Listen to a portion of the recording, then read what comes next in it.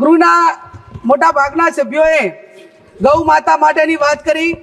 હું પણ ગૌ માતાની વાત કરવા માગું છું કે દેશના સાધુ સંતો મહંતો જ્યોતિષપીઠના શંકરાચાર્ય સ્વામી અભિમુક્તેશ્વરાનંદ સરસ્વતી મહારાજ પદયાત્રા કરીને ગૌ માતાને રાષ્ટ્રીય માતાનો દરજ્જો આપવા માટે સરકાર પાસે માગણી કરી રહ્યા છે।